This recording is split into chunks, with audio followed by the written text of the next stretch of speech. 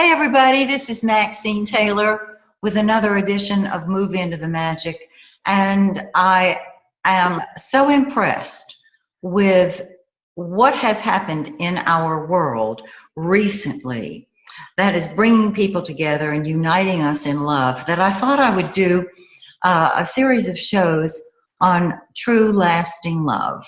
With this in mind, I thought, now who do I know who has marriage that has lasted the test of time, where both people are so in love with each other that it's palpable. These people are the inspiration for the rest of us. Well, I just happen to have two dear friends, and I've invited them to be my guests. No, they haven't been on CNN. No, they're not on Facebook. These are the people who live our truth, and our truth is love. So with me today are Mark and Blanche Weiss. Now, I've known Blanche since we were in the 11th grade when she was called Cookie. So I'm going to call her Cookie, and Mark's going to call her Blanche. Periodically now, Mark will probably get up a couple of times and pump some iron during the middle of our interview here. So if he stands up, he's not leaving. He's just stretching. Sometimes arthritis hits the knees. So, true, lasting love. Cookie, you and I have known each other forever. And of course, you introduced me to Mark as your husband after you were married. Please tell everybody how you met. And then after that, explain those wonderful little tags you all have. And then give us your secret or secrets. Yeah. Long-lasting love. Take it away. First of all, we met in 1962, July 18th. I was training with my father to become a court reporter, and he and I had come back from a deposition to the Seabold building in downtown Miami, and when we went up to the 9th floor in the elevator and the doors opened, Mark was standing outside the elevators because his office had just moved from another office building to that building and to that floor, same floor. So the elevator doors open and Mark is standing there. And my father says, "Mark, do you know Cookie?" And you said, "What's a cookie?" What's a cookie? Yeah. And you said, "The cutest little." She was the cutest little girl you ever saw in your life. And I had already decided it was time for me to settle down and end my wild bachelor ways. And here, right on the elevator, comes this little 18-year-old with a little thing in her hair and a pleated skirt and a purple blouse, looking every bit her age. And I thought to myself, this is just perfect for me. And Eddie Schwartz's daughter. And Eddie Schwartz's daughter. I knew Eddie because we were both in the same business, court reporting. So the family knew me before Blanche did. And they were all both on this. We were all on the same floor in the Seabold building. So of course I knew where they were and how to get a hold of them. And I thought to myself, this is wonderful. Let me take this young lady to lunch tomorrow, and we'll get to know each other, which is exactly what we did. I went in that next morning and told Eddie, he owned the agency at that time, and I told Eddie I'd love to take his daughter to lunch. And he said, yes, he'll give her the message when she comes in. So he put a little note in her typewriter, "Cookie, don't eat your lunch. Mark Weiss is coming to take you to lunch." My mother used to make our lunches every morning. Yeah, so they had probably already eaten their lunch. That didn't matter. No. Not to a Schwartz, it didn't matter. And we went across the street. We had a lovely lunch, and we hit it off immediately. You know, same background, same religion, same work ethic, same status, upper middle class. And that's when I knew that this is definitely a wonderful young lady for me to court and to settle down with and see how it will work out for us. So then the courtship began. And 1 month later, July 18th to August 18th, he Yeah. proposed on Yeah. August 18th. Yeah, 1 month. I was in a hurry. You were letting me get away. No. So, She had other quarters. yeah. And when I heard that, I said, "Well, I better ramp up the whole campaign." So I started with the gifts and the dinners out, Perfume and and the flowers. perfume and flowers and bikinis and Huh? I did Not. and long conversations on the telephone. A lot. You know, typical new lovers, young lovers. And every time I walked out of the office to get a drink of water, in those days it wasn't a coffee bar, it was a water bar, a water fountain. Mark would be out there in the hallway, and we'd wave, and we'd come walk to each other and have a little visit. It was all spontaneous, I thought, but now I hear it's by design. I thought, how odd. I always caught them on the way to work in the morning. We all parked in the same parking lots downtown. The Seabold building has 2 entrances, and we came in from one, and Mark came in from the other. I said, wow, Perfect. here we are again. The same Perfect room. timing. You Perfect planned timing. it perfectly. So what happened A next? month later, I proposed, Right? and I said, "I think you and I would make a wonderful couple. And I'm offering you my life, my fortune, and my sacred honor. Please be my wife. I don't need an answer tonight or anytime soon. Go home and talk it over with your family, with your mom and dad." Yeah. They knew me, so I didn't have to worry about anything. For years, they knew me. And that's what my beloved did. She went home that night, and her mother knew that I had proposed. And the next morning, they talked it all over. Yes. And it was a done deal. Right.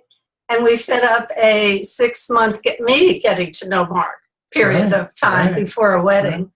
So, however, in Mark's infinite wisdom and hurry, he decided to have an excuse that it can't be 6 months because of this reason at work, and then it can't be 5 months. And as time went by, he whittled it down. We were married in 3 months.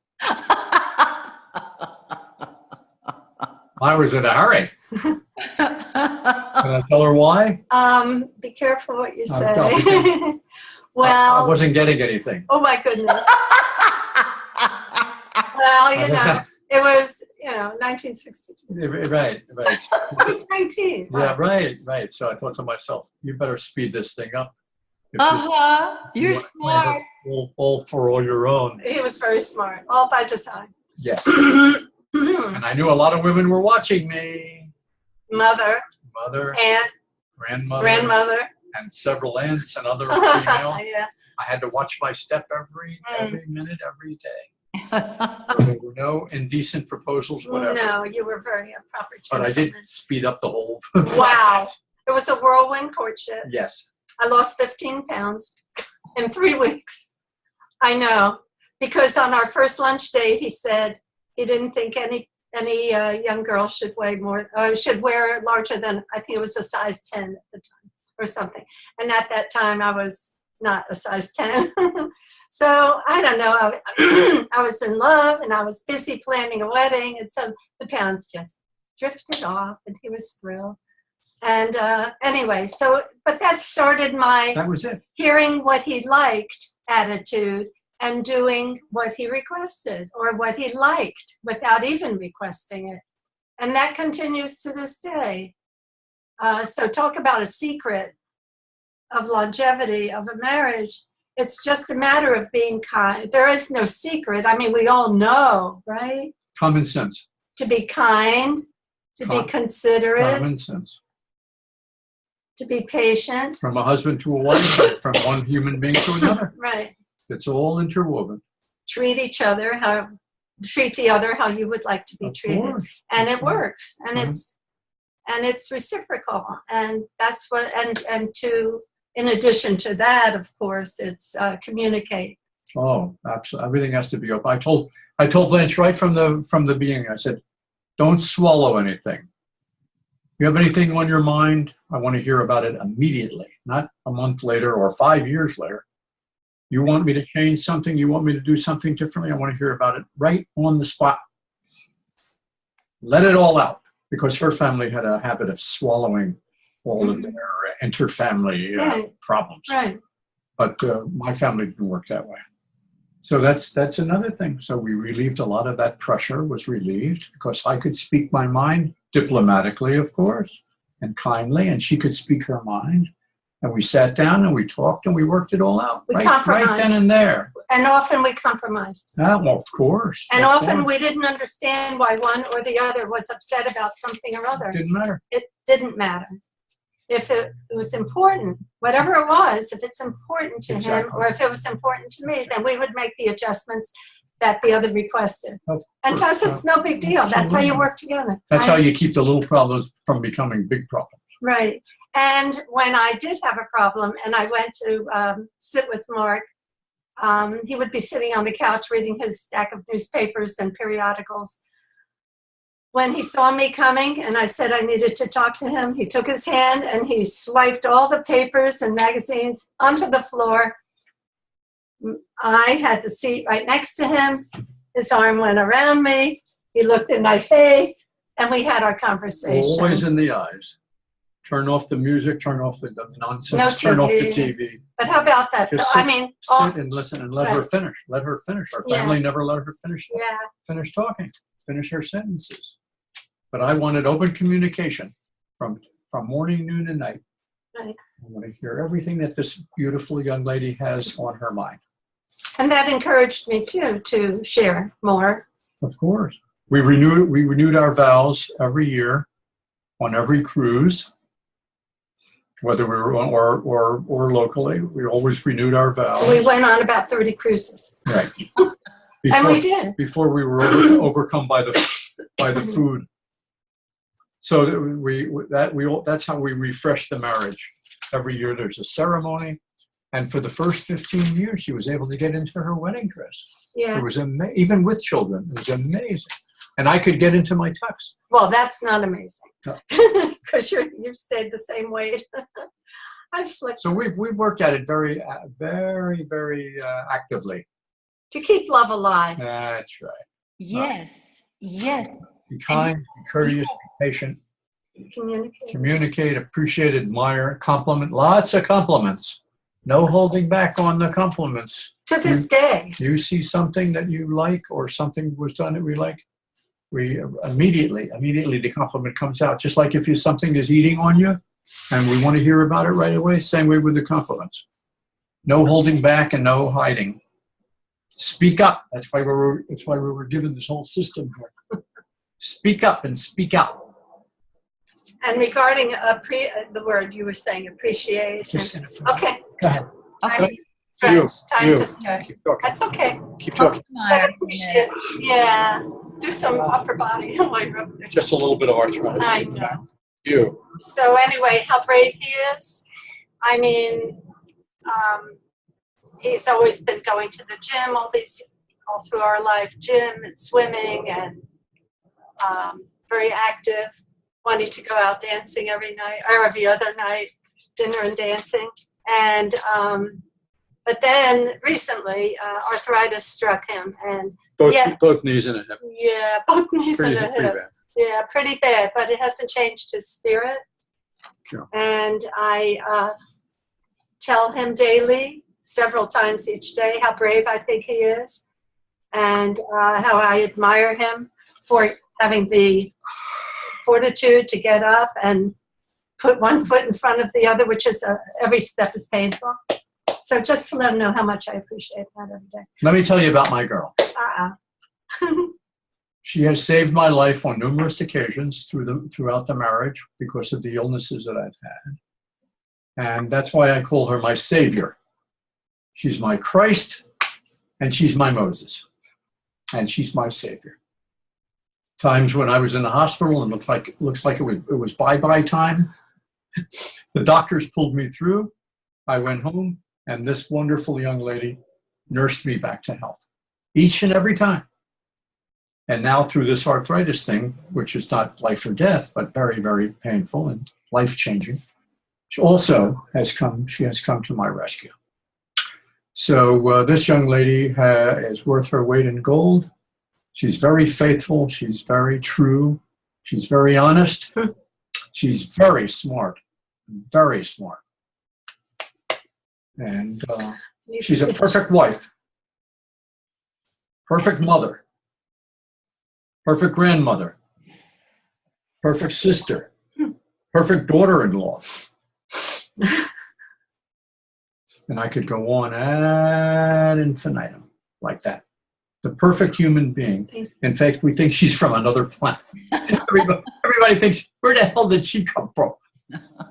From Krypton, I said. Same planet as Superman. A fantastic human being. It's just unbelievable. Thank you. I really lucked out. Otherwise, I would have been long gone. I never would have made several of those illnesses that I had. One lasted 7 years. Yeah, one lasted 7 horrible years. But this young lady has given me an extra, I'd say, 15 years of life. And she did the same thing for her mother. Took care of her mother, helped her to live to 98. And her mother had fantastic quality of life the last 15 years. And it's all thanks to her daughter, her loving and devoted daughter. Thanks. And now I'm also benefiting from her fantastic personality. Thank you. I can't think of anything else to say. What do I say now? You could let me say it. Okay, your turn. Now it's my turn to compliment you. That's all right. Well, I don't need it. I know you don't need it, but I want the great American or the world to hear it. That Okay, I couldn't care less. I know, but when we married, I was not at all. I was just 19, and then I just turned 20 when we were married in October. So I didn't have young and hot, innocent and delicious. Well, okay. Oh, pardon. Innocent, naive, also. Delicious. Oh my goodness. Young and hot. Okay. Oh, did I say that? Woo. Oh, pardon me. Jeez, thank you. Anyway, but Mark helped me become all that I am, because I wasn't worldly wise, and some actions and by people or circumstances or situations occurred, and they kind of shook me up because I hadn't experienced them before, but he had, and he walked me through them and guided me through them, and I blossomed under his tender, loving care. So he helped me to become all that I have become. That was one of my big responsibilities. This was a wonderful young lady, but she had not been out of the nest at all. Yeah. I plucked her right out of the nest from the chicken yard, a young spring chicken. But one of my responsibilities was to go let her blossom and be all that she could be. And that's what I did. I wanted her to do things and speak out and try anything that she wanted to, and learn. And of course, business-wise, I could teach her a few things. Yes. And we talked about money, we talked about business, we talked about life, and we helped each other. And we still do. Absolutely. Every day, every morning, every We night. never run out of things to say. Never. We keep it light, we keep it simple, and we keep the ego out of it. Ego has no Repeat. place in it. Oh. Keep the ego out of it. This is between two human beings that are trying to make a life for themselves and their children and grandchildren. And never mind the ego and all the rest of that crap. Just sit down and talk it out. Once you get into that habit, your marriage has to be a success. Wow. Yes. Wow. See, right there, you're talking about you don't have to be right.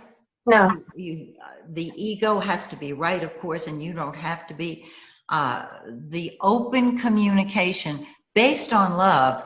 See, this whole series is called True Lasting Love, and I think love can withstand anything.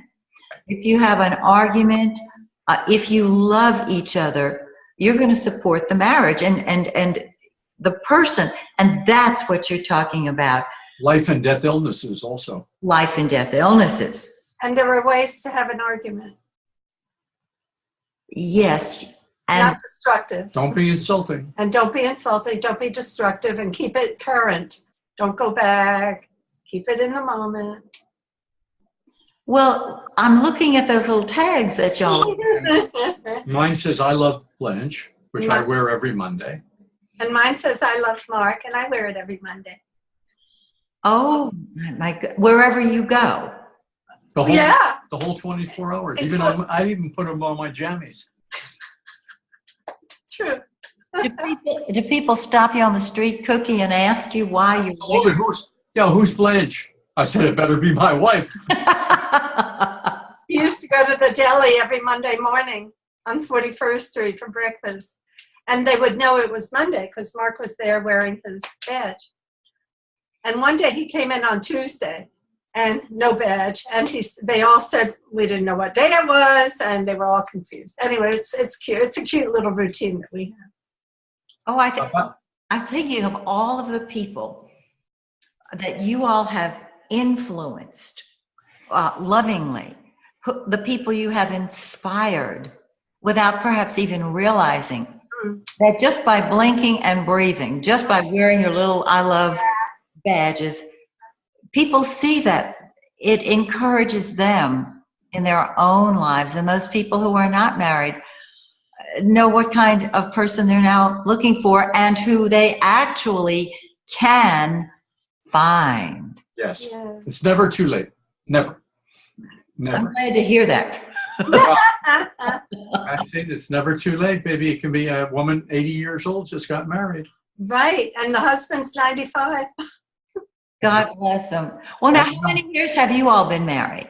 54. 54 years. Yeah. You know, some of our friends are getting married for the third time, and the third time was the hit. The third time was the success. Sure. Was it? Yes. See, it's never. I've always said that it's never too late. So they learned from the other two. Absolutely. What they want, what they don't want. It wasn't the right person, obviously, before. And then they find the right person. And they do, I hope, change their behavior so that it's conducive to making it. Well, what you said about how to disagree. Yeah. You're not arguing, you're disagreeing. Absolutely. You're verbalizing your needs, your emotional needs. Yes. What about if have you ever disagreed politically? What do you do then? Just accept the person as they are, or have you always had the same opinions? Most of the time we've had the same opinion. But there have been times when we didn't agree on some minor thing or other, and I say, honey, you're entitled to your opinion, and we agree to disagree, and it's all over. Oh, I love that. I don't have to be proven right. I don't have to prove her to be wrong. My whole ego and my whole world is not involved with each little. Don't forget, when the children come along, it becomes much more complicated. Well, speaking of children, Cookie, I remember one time you told me something that was very, very powerful. You told me that Mark comes first. Always. And you said when your daughters were little and they would cry in the crib, if Mark called you, you would give them a toy or something to, something to calm them, and then go straight to Mark so that you put him above, and I don't mean that in a critical way, but you had your priorities. Right, exactly. And that's how I feel about her. I know you do. Children are just here temporarily. They're on loan to us. But the mate, if you want the marriage to last, you've got to put them prioritize the whole thing. She's going to be here when they're gone. That's the truth. So don't lay your life down for your children, because it's a total waste. And you all have had a business together, correct? Oh, we worked together day and night. For 40 years. We had a business that lasted for 40 years. And we worked together. Yeah. During the day, and Mark's father would come over at late afternoon and give our two daughters dinner, and he wanted us to go out. So we go out dancing and we went out dinner and dancing. Every other night. We got out of the house. So that balance. And also, although, yeah, we worked together day and night, and that too was congenial. Whatever Mark said I needed to accomplish that day for our good, the whole of the business, I did. It wasn't he's telling me what to do. It's like we're working together. Mark's father also joined us in our effort in our business. And we all worked together beautifully and smoothly. The children also were involved in the business. We made sure that they had their little contribution. Well, yeah. Sorting the mail and opening the mail. And we paid them, and they felt worthy. Absolutely. Yeah, and they learned. It gave them quite a business background, They too. still talk about it. Yeah, that's right. They still talk about it. Oh, that is incredible. Yeah. So, what else? Well, I think you've really described it beautifully. You're talking about love, mutual respect, Yes, mutual honor, honesty, and love. Right. To me, that's what it's about. and you, trust, Yeah. and trust, and Trust. faithfulness. Absolutely. oh, we could do a whole show on that, but But once you know that, and you're secure, One of my male friends told me, "You're the only one that's not cheating." wow. And I said, "Well, what do you mean?" Yeah, she's. We all have our girlfriends, but you're the only one that doesn't have a girlfriend. I said, "My girlfriend is home. She's young and delicious and beautiful. What am I going to go looking for Clinton?" Oh, yeah. Well, she has, and as you can see, she's magnificently beautiful, like a movie star. And she does everything well, and a fantastic cook. Thank you. But my number one priority Stand up. always was, and always is, and will be, Mark is first, last, and always. And the girls knew that. And that they weren't neglected, okay? It was a wonderful, mutual beneficial relationship, and the girls benefited from it, and all are content and happy, and Mark's taking a stretch. And then when age creeps in, Yeah. and the illnesses creep in, It's then time. it's a whole new ballgame. It's time. Time? She gave us the signal. Don't do that. She doesn't. I haven't finished yet. Oh, go ahead. You're talking a lot today. and you Okay, can well, see, listen. everybody, you can Listen, see and we wish. people in love. And so with that in mind, I want to thank everybody for joining us today to view and be inspired by and be delighted by two of my dearest friends in the whole wide world. I hope that you too will find true, lasting love. And until we meet again, this is Maxine Taylor reminding you that when you change the way you look at things, the things you look at change. Till next time, may the stars shine brightly on you and yours.